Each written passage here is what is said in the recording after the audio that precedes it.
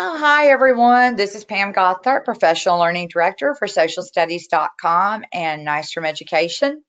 We're delighted to have you join us for our webinar today on exploring Australia and Oceania with authentic resources. And a treat for you today is we have Miss Melissa Knowles with us, and it's always a treat when we have Melissa.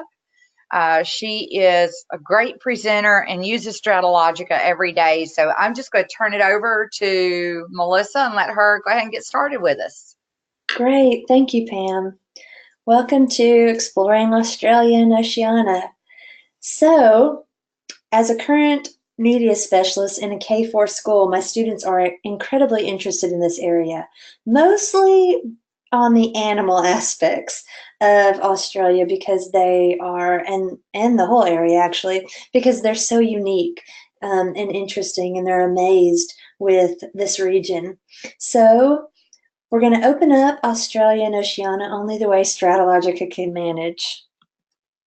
Stratologica does include some resources already in the community. So I took a couple screenshots of those resources just to show you what was already there and to remind you that these resources are available for you to create and adapt to make your own. So feel free to take a resource that has some of the information that you need and change it and create your own resource so that it fits your needs. So you can see several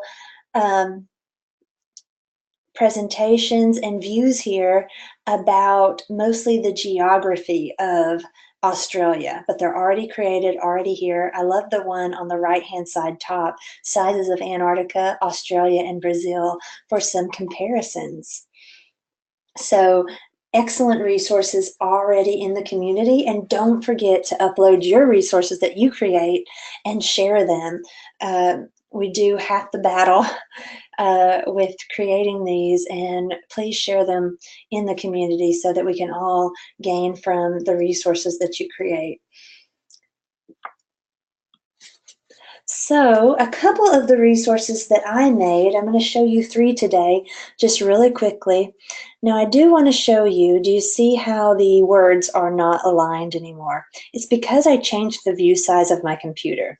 So when you go to the community, find the Australia map quiz and save it to your gallery. When you open it up, resave it after you adjust things, and that will help it to be lined up when you send it to your students. Now, if they're changing their screen sizes, as sometimes kids do in the settings, that's not going to help, but it will if they don't, or if they're not allowed to adjust those things.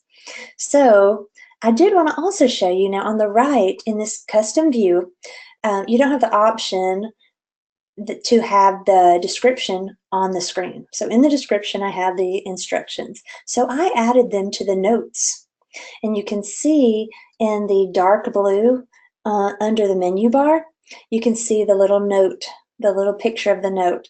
That shows that there's a note added to that page. And so my instructions are right there.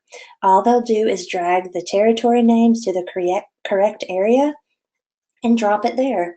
You can even in the notes have them do a response question or some ideas of what they're going to learn in this area, or maybe one of their favorite areas and why.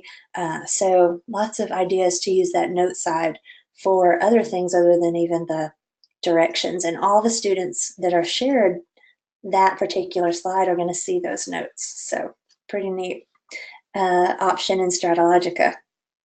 So that was the map quiz, just a quick quiz. They can change the name, put their name on it, and share it with you. Of course, when they share it with you, you'll know who it came from, but I always like to have my files named that way. They could even do a quick screenshot and send it to you if you didn't want to do it through Stratologica, but going through Stratologica is an excellent way to see that they shared it with you and to access the information. So you can grade it real quick, respond right back in the notes. You've got a couple that you need to check, and you get instant feedback right on what they've created. Next, I have a map collage. I thought this was really neat. idea to do, even potentially as a KWL. So before the students learn anything new about us, this area through you, they could create a collage by dropping pins and embedding pictures, videos, or even dropping text on the page to show what Australia means to them. So you could do a custom view like this and then have the students change it after they've learned about Australia and see, oh, wow, look at all the things that I know now. Or you could even do a 3-slide presentation and have the K, the W, and the L in the presentation. So a couple ideas of some ways to use Stratalogica to add things, interests, things that the students already know, and utilize Stratalogica throughout a lesson. So Stratalogica is more than just maps. They've really created a program that allows you to really engage with the text and engage with the information, and for students to be excited. And I thought this collage idea was an excellent idea to use in Stratalogica. Next, I have the first fleet. So students are very interested in the fact that Australia particularly had prisoners from England that traveled to Australia as a punishment. I know most people now would not think going to Australia was a punishment. So that'd be an interesting thought to research right there. But I went ahead and put these resources spread out on the page. I did not put a certain order for the students to follow in their resources. Now you could easily put an order in by using your toolbox and dropping in the number symbols or adding text, or just adding a note. Do it in this order. Or this day we're going to do these two. But another fun way is just really to have the students explore and sort of go at their own pace, semi, with a deadline, because you always do have to have some sort of timeline. But for them to choose their interests, what are the things that they really enjoyed about this? Something that the students think is very interesting is that women and children were on board of these vessels. So, as I said, the order may be off, and you may want to say that you want to do certain things first, next, and tell the students that. But my idea was more in getting them really excited about what they were learning. So let's look at some of the pins just super fast, because I do want to remind you the underlined text on this pin is a link. It's a hyperlink that's going to open another window, take you to the information in the images so that students can click on these accounts of personal hygiene, washing clothes, toilets. What did they use for toilets? Hygiene in infants at this time period on the voyages. So they can go through and read those. And then what an excellent discussion you could have after this. And you would probably hear a lot of oohs and gross as the students are reading through it. Then we have the voyage game. This was really neat option that I found. I actually found it in other resources or additional resources. I'm not sure what it was called on the page, but it was at the bottom. And so I found the voyage game. Can you keep your convicts alive? So it's based on real convict voyages, and the students must make decisions, solve problems, and deal with conflicts on a perilous journey across the globe. So when they click here to play the game, it'll open a new screen. They can play the game. They can even play in groups and find the best group that can keep their convicts alive either the whole time or as long as possible. So I thought this would be a fun little brain break experience for students. Then we have the first fleet overview, and now this is a image. And I apologize, I had to redo it. I had the citing for the image under it, but it came from archives in Australia, one of the national archives. And then I have some text about the voyages how many people, how many ships, where they came from, and some other information if you scroll down. So text is a great way for students to gain information directly in Stratologica without having to go to another website if you desire. Now, the women and children on the voyages and the first fleet are embedded videos. I do want to show you this women and children on convict voyages is embedded from a site that was not YouTube. So if you see an embed code for a video, they allow you to post it, then you can still put it in Stratologica even if it's not in YouTube. So let's move on to the first fleet. This one did come from YouTube. So just a quick video about that time period. And then extensions. So you could choose for the students just to go through the pins, or you could have them choose one extension. But I like these two because in England in the 1700s, there were reasons why the English people transported convicts to Australia. So when they look at these things, they could then decide their reasoning for sending convicts there. You can even brainstorm a list of words of what life was like at that time or on the voyages. I think you get some pretty interesting words, so you could come up with the most colorful word for this time period. And then, of course, stories from the First Fleet. I thought this was neat because these are going to be your primary resource documents where you learn about prisoners and tell their story.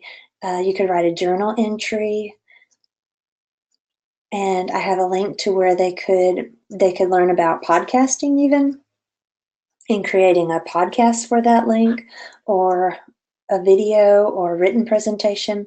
And then number 3, they are journals from the First Fleet. So they're actually the largest collection of journals on this State Library website.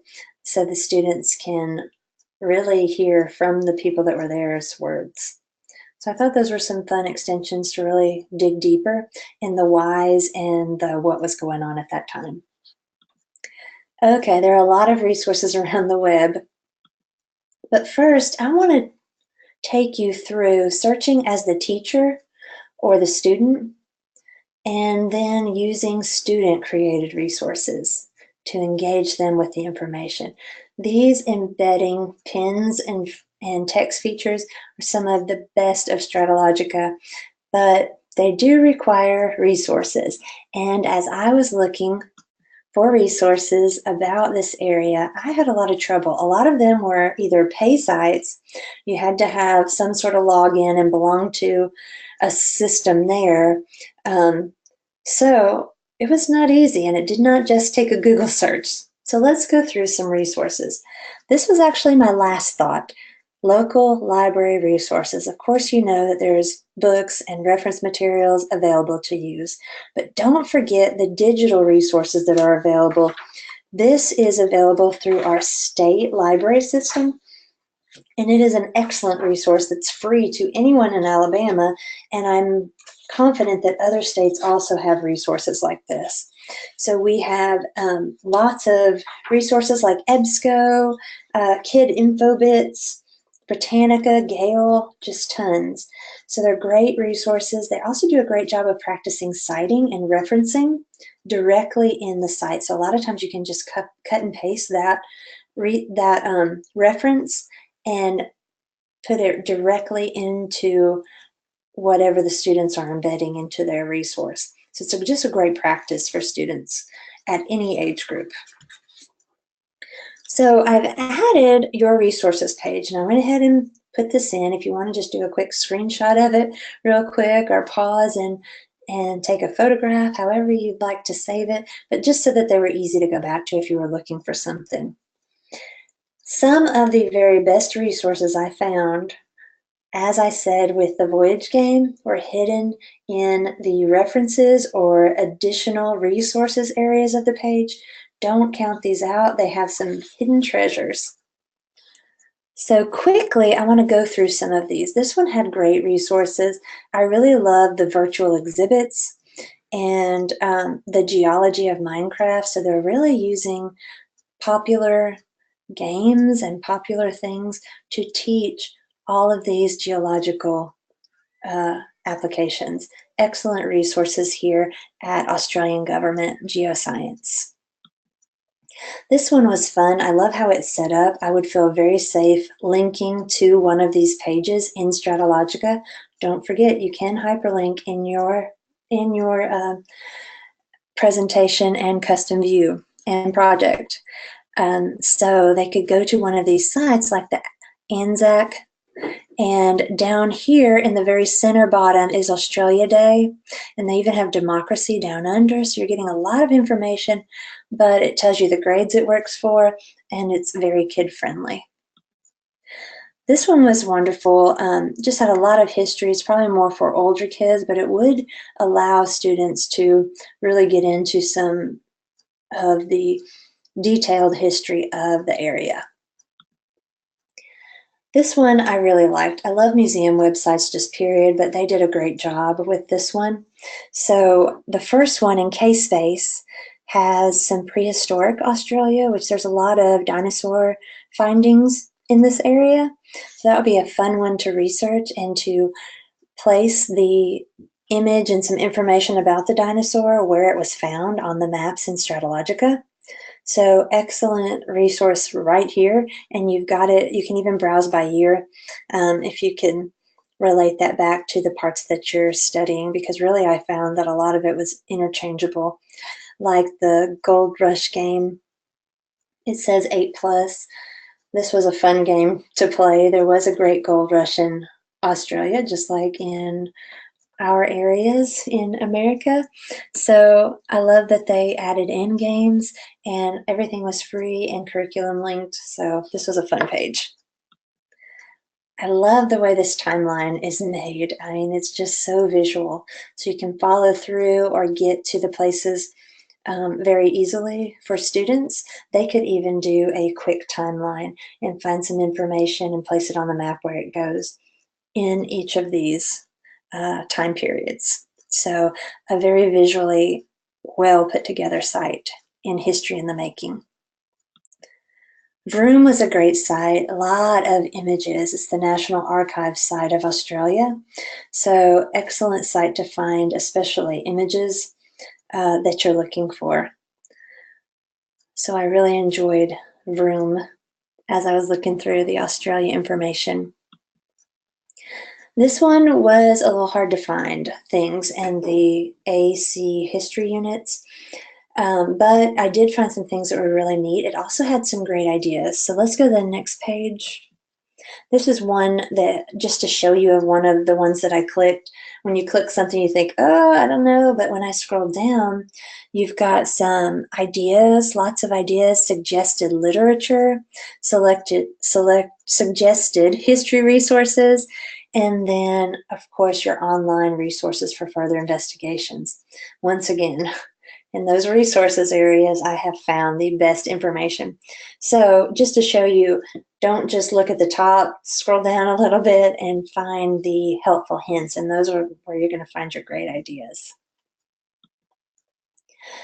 This was more for older kids, so I wanted to definitely include it.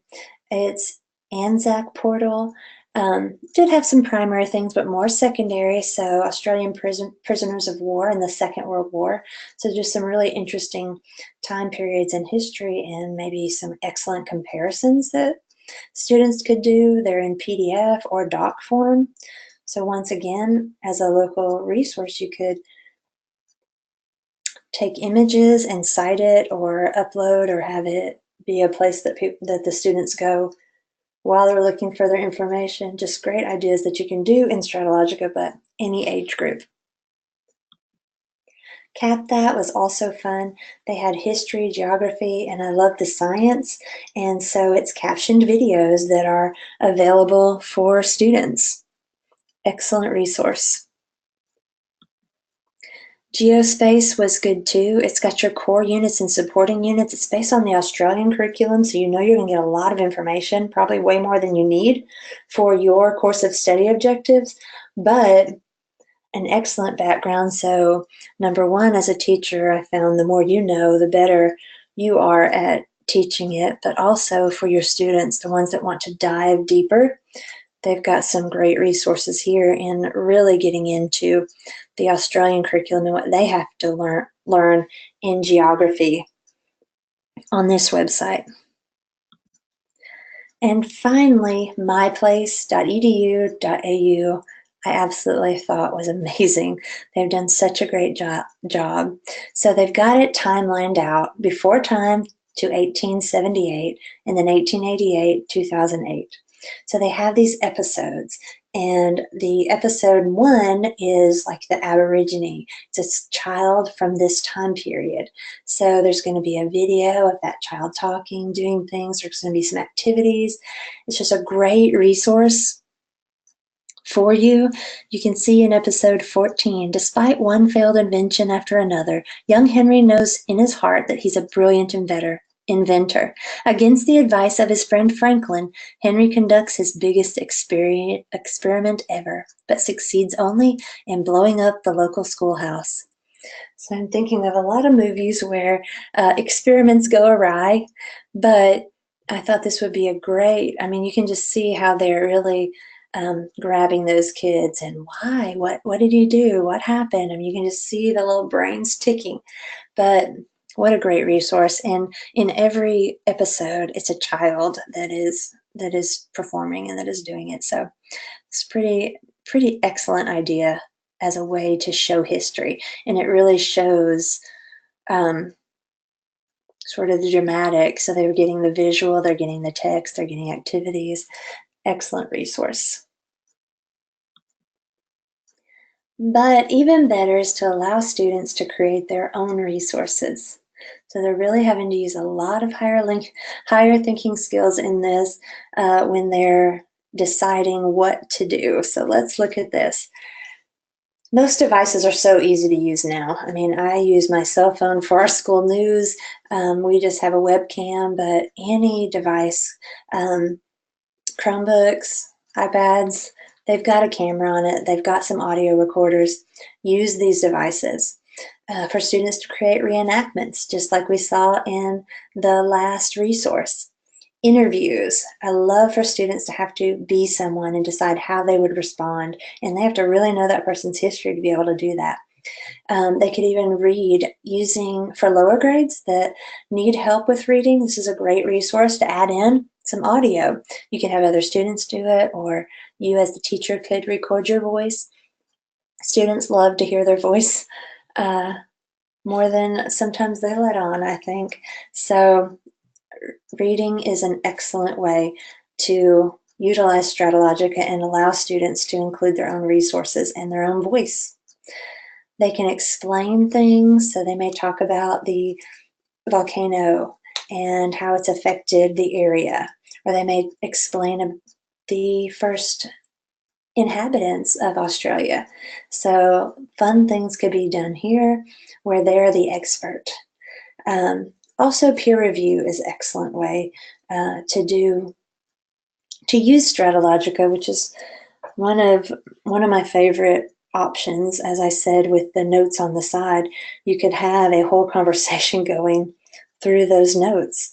You could even embed on the screen through a pen responses. I love the way that you did this. Or when I did my research, I didn't find that out. Where did you find that? Or that was a really neat picture. It really showed me the information that you were talking about. So for students to develop responses and collaborative thinking and build people up like that and practice that, it really is a great resource for the real world, college and career ready kids. It's all happening right here, what you would do in the workplace for your job. So I really love the peer review aspects. Now, Stratologica does also allow local resources to be embedded. So it's great if they've recorded on the iPad, you can upload it and embed it right there. So You can also upload from the accepted sites like YouTube, Flickr, and Vimeo, but please try from other sites too. I got an embed code from another site and it worked, so I was really excited. There is also a list of the file types that are supported, just for your information. Now, if you're uploading the student images, always check permissions for what the parent has allowed their child to have. So our school system sends home a parental permission, usually at the start of the year, and we ask parents if their student can get on the internet, if they can be pictured in the yearbook, and all of these questions, if they can be on the local news, if they can be on the website, if they can be on social media. And sometimes parents say no, not as often as they say yes, but sometimes they do say no. So what I'll usually do is I'll take the wording of the original request and I'll put for Stratologica only or whatever I'm doing. And a lot of times the parents will say, okay, if it's for that, that's okay. But just randomly, I don't want my kids on the school Twitter page or whatever their issue is. And we've had some legitimate issues, but it is their decision, and I don't want anybody to have backlash or lawsuit because you have not followed what the parent requested. So please always remember to check those. It's very important and it matters. And there are ways to utilize children in other ways than on screen, so they can still be a part. Students absolutely love to be in the spotlight. Some definitely more than others, but through things that I've done in the library, I've seen even those shy kids just blossom. It's amazing how they grow throughout those experiences. So using student created materials increases that learning ownership, and they are now tied to that product even more than just putting their name on it. It can make a real difference in the result, and I have seen this happen so many times.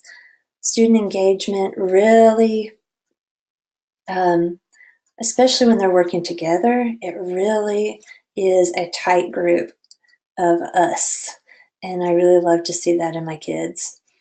It also gives a fun break in a long project. Maybe you've been doing a lot of things. You can do create a resource like this, and some of these resources you could even use in later years. So you're creating now your own resources for this area. A few ideas before we end. The Oceania project, choose an island. So lots of islands, beautiful islands surround Australia. I thought they could create a slider presentation to represent that island and present. I love presentations with my students, once again, just because they don't get to have that spotlight as often as they really should.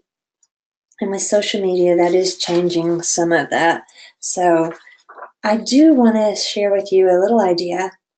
So I thought, rather than assigning kids a island or just letting them randomly choose a name because they like it, because I'd probably choose Fiji, to give an interesting fact and have the students rank their top 3 facts. And so whatever fact about that particular island they chose, that would be the island that they get, or maybe one of their top 3.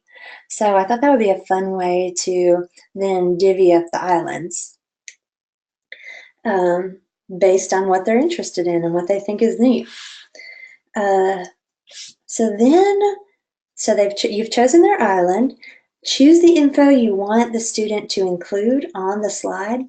And then I was thinking, what if, just to show a little relation to Australia and to keep them in a place, maybe drop, let's say you had 5 items you wanted them to include. You could drop 5 pins from Australia in as equal distances as you can get all the way to that island. So as they are moving closer, as they're gaining more information, they're moving closer to the island. So it's almost like a trip to the destination. You can even set up a presentation as a template. So if 5 people got Fiji, you could share that Fiji already with the pins dropped. So all they have to do then is go in and edit them. So if you thought that would be an easier idea for your students, or if you want them to just drop their pins on the island where the things happen, that can be an excellent idea too. One thing I was thinking is to either include the final pin if you do sort of the destination from Australia, or one of the pins to have them actually create a craft or discuss an animal or a religious symbol about the area. So they're actually creating something, and that last pin could be an embedded image of what they've created, or maybe a song that they learned, or something. And it could even be a short video tutorial.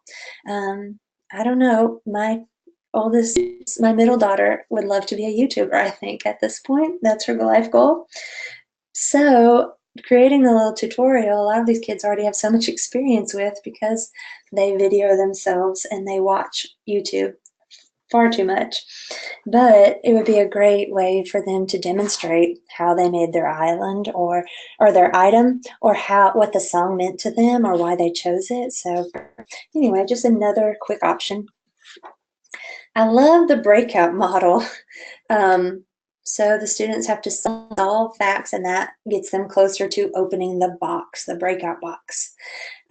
You could actually have a box, or sometimes my end breakout is simply just they get to have free time or until everyone else finishes, or that's how they get to leave class, by finishing the item or being the kids that are successful. So my idea is to have a question and a fact on each slide in a presentation. They'll get to move around the room. So on each device, you'll have one slide showing. So on that slide, it has a question and a fact.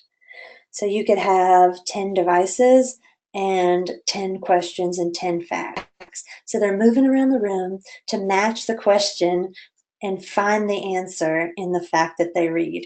So my thought is that they would then have to go and do some rereading to find the answers. And I thought it would be a really cool review or beginning activity, or really anytime. And it would certainly be fun.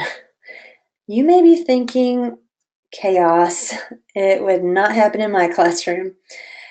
You can easily adapt this. It wouldn't have to be them moving around so much. Maybe when they get the information, they can also then pick up a written information so they don't have to go back to that area. There could be some ideas. You could even break the kids up if you had 5 computers where they only go to certain computers to find fact, and then they get together and they try to figure out the answers. Oh, I remember that one. And so you don't have so many people moving around to all the computers. So there are definite ways to adapt it if you think it's too crazy. I do encourage you to try these type of activities though, because students surprise you when they don't have to be still and they can move around and get excited about information, which is what we want. We want them to be excited. And your hyperactive, kinesthetic learners may truly shine in something like this. It also may be too much for certain kids, but no one would want to have to sit out or do a paper and pencil activity while everyone else is moving around and having fun. So maybe with some strict instructions, your students would do really great with this activity. My other thought was, if you had enough devices, or if they did it like in a group setting and you didn't need as many devices, they could answer the questions and pin it onto the location on the map where it belongs. So I thought that would be a neat way. So they're using this technology to find the question, the fact, and then putting it in its place on the map.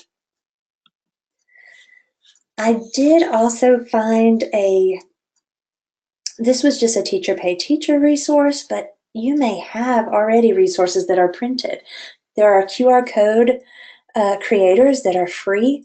So this one I thought would be another way to do this activity, or an activity like this. So add a pin and embed an image of the QR code. which links to the resource that's going to help them answer the questions. So when they come up to that computer, they could just scan the code and then go back to their seat. So what you could do then is have all the slides on one computer, and they can open them up in any order that they want, or you could say that you have to go in number order.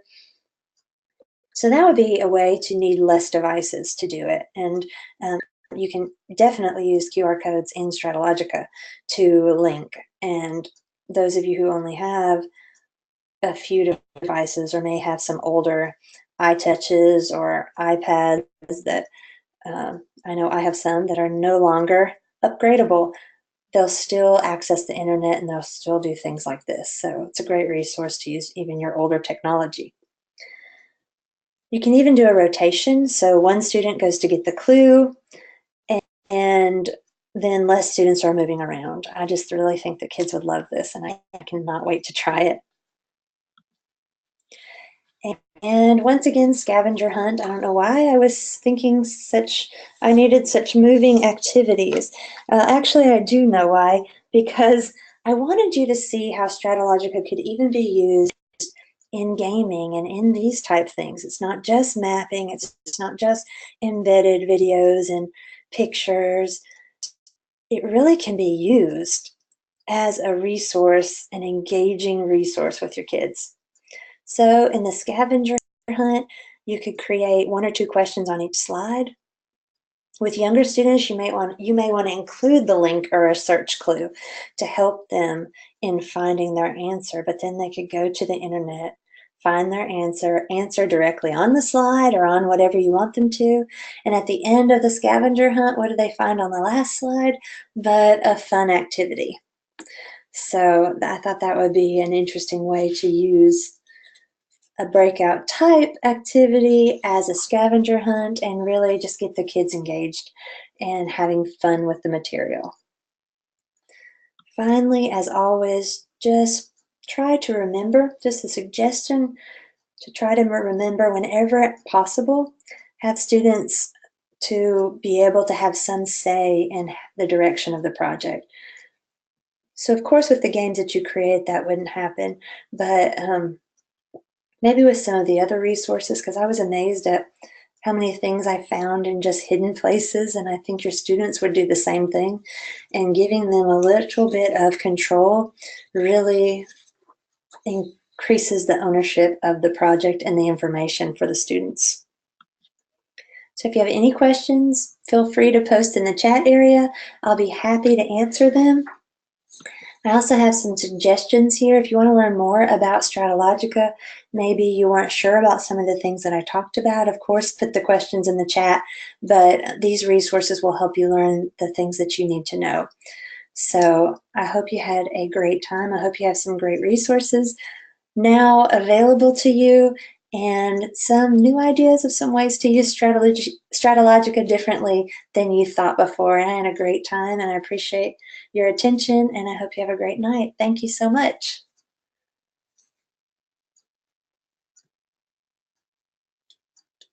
Thank you, Melissa. I appreciate so much you being with us tonight and offering this to us. And if anybody has any questions or comments, they can use the chat feature now to the right of their screen, and Melissa will be glad to assist you.